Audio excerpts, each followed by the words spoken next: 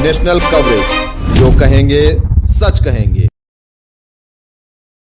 मुरली मनोहर, आप देख रहे हैं नेशनल कवरेज। तो नेशनल कवरेज का सबसे लोकप्रिय कार्यक्रम पंचायत चलो गांव की ओर कार्यक्रम में अब हम निकल चुके हैं उत्तर प्रदेश के मऊ जनपद के फतेहपुर मंडराव विकास खंड के नवादा गोपालपुर ग्राम सभा में। और हमारे साथ युवा प्रधान जो एकदम नौजवान हैं, जो अपने गांव सभा में विकास की गाथा लिखना चाहते हैं, अपने गांव सभा का विकास करना चाहते हैं, लाल बहादुर जी हमारे साथ जुड़ चुके हैं।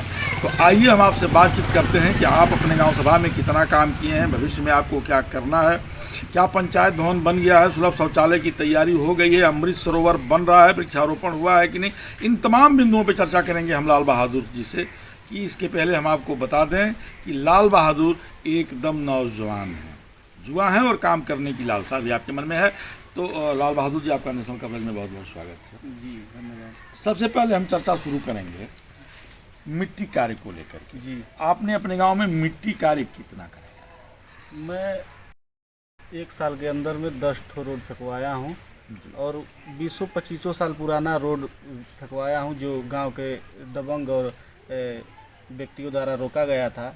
उसको शासन प्रशासन की मदद से उस रोड को पूरा करवाया हूँ। जी, किस तरह के दबंग लोग हैं? भूमाफिया हैं या गुंडा हैं या जमीन को, सरकारी ज़मीन को कब्जा कर लिए थे? सरकारी चकरोड जोत रखे थे 25 सालों से, लेकिन कोई जा नहीं रहा था। जाने पर मारपीट करने के लिए उतारू हो जा रहे थे। हमने शासन प्रशासन की मदद से, गांव के लोगों की मदद से उस रोड को फेंकवाने का काम किया है। काफ़ी संकट आया होगा उस रोड को? बहुत ज़्यादा संकट, गालियां भी सुननी पड़ी लोगों द्वारा, लेकिन फिर भी अपने काम पर डटे रहे और उस काम को पूरा किए। प्रधान जी, दूसरी चीज़ें हम आपसे ये जानना चाहते हैं कि आपने इंटरलॉकिंग का काम कितना कराया है? इंटरलॉकिंग वगैरह का काम अभी नहीं हो पाया है। अब उसका रेशियो अब जैसे ही मनरेगा का निकलेगा उस हिसाब से काम मिलेगा तो होगा। शीशी काम आपने कितना कराया है? सीसी काम भी नहीं हो पाया है, पक्का काम हुआ ही नहीं है हमारे यहाँ। आपके यहाँ पंचायत भवन बन गया है? जी, पंचायत भवन बहुत पुराना है, जर्जर हो चुका है, फाइलें उसकी तैयार हो चुकी हैं, एस्टीमेट वगैरह बन रहा है अभी। जी, सुलभ शौचालय बन गया होगा? हाँ, सुलभ शौचालय। आपके गांव में निजी शौचालय कितना बना हुआ है? निजी शौचालय लगभग पूर्ण है लोगों का, कुछ परसेंट लोगों का बचा है। जी, गांव में ऐसे भी लोग होंगे जिनके पास आवास नहीं है, कुछ आवास भी गांव में आया है या अभी अगले सत्र में आने को? नहीं, पिछली प्रधानी जो थी 5 साल के कार्यकाल में बहुत अच्छे काम किया और लगभग बहुत लोगों का आवास उसमें मिला। बहुत लोगों को घर मिल चुका है। पिछली बार भी आप ही प्रधान रहे हैं? नहीं, पिछले जो प्रधान थे, अच्छा, उनके कार्यकाल में बहुत अच्छा काम हुआ और बहुत लोगों को घर मिला। और अब कुछ परसेंटेज गरीब झुग्गी झोपड़ी वालों की जनसंख्या कुछ कम हुई है, तो आवास आ भी रहे हैं और नया नाम भी डलवाया जा रहा है। अमृत सरोवर बन सकता है, लेकिन उसके लिए ज़मीन की थोड़ा कमी है। आपकी गांव सभा की आबादी कितनी है? आबादी तो इस तरह वोटिंग आबादी, जी, पूरी आबादी कितनी? वो 5000 करीब में है। बड़ा गांव सभा है। हाँ बजट भी बड़ा आता होगा? हाँ, एससी की आबादी है, इसलिए बजट थोड़ा है।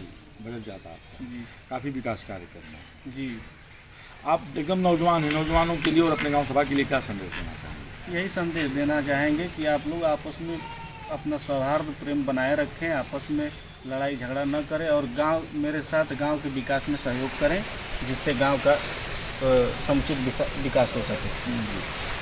अंतिम सवाल, आप लाइट के क्षेत्र में क्या काम किया है? लाइट वगैरह के क्षेत्र में जैसे अब नियम है पंचायती राज विभाग में कि जब तक वो पूर्ण नहीं हो जाता पंचायत भवन वगैरह, तब से इस तरीके का काम नहीं होगा।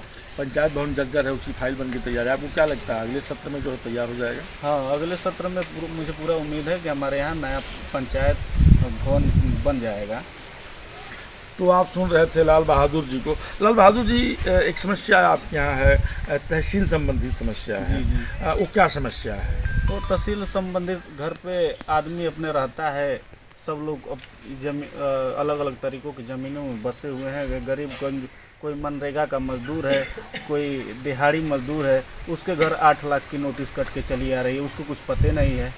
अब इसमें कौन नहीं, किस तरह की नोटिस है, क्या नोटिस है, क्या नोटिस है? ये 15C का जो रिपोर्ट बनता है, लेखपाल से बात किए तो कह रहे हैं हम बनैबे नहीं किए हैं। तो ये बीच में पता नहीं कहाँ से बन के चला आ रहा है, इसकी जांच हो और जो इसमें गलत हो उसके खिलाफ कार्रवाई हो। यानी लेखपाल 15C नहीं कर रहे हैं, सरकारी ज़मीनों पे जो लोगों ने कब्जा किया है उनके खिलाफ 15C का मुकदमा नहीं है, लेकिन नोटिस आ जा रही है, रिकवरी की नोटिस आ रही है। उनको ये भी नहीं पता है कि मैं मुकदमा, मेरे ऊपर मुकदमा है, और रिकवरी का नोटिस आ रहा है। बिना जैसे चिन्हित किए हुए ज़मीन को कैसे कोई नोटिस भेज दे रहा है? ये इसकी कौन जांच होनी चाहिए। कौन सी तहसील पड़ती है? ये मधुबन तहसील है। मधुबन तहसील। इसमें कुछ लोग तहसील में हैं जिनकी आदत है पैसे रुपए खाने की, वो अपने सुख के लिए, चाहे लोगों को परेशान करने के लिए इस तरीके की हरकत कर रहे हैं। वो पूरा मामला लोगों की जानकारी में है, आता जा रहा है, तो उसकी उच्च स्तरीय जाँच होनी चाहिए। हाँ, उसकी जांच हो कि कौन है, कौन ऐसा कर रहा है, उसके खिलाफ कार्रवाई हो।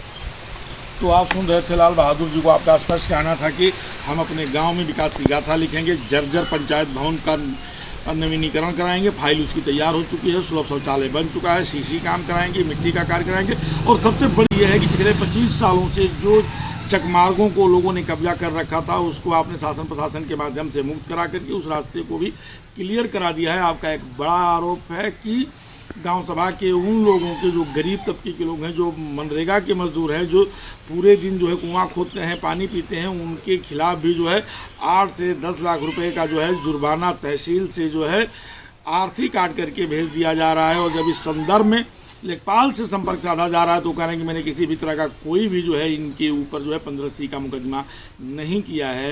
तो फिर कैसे आ रहा है, ये एक जांच का विषय है, और नेशनल कवरेज टीम इस मामले का भी करेगा पर्दाफाश कि आखिर ये सब कैसे और क्यों हो रहा है। मुरली के साथ प्रिंस की खास रिपोर्ट।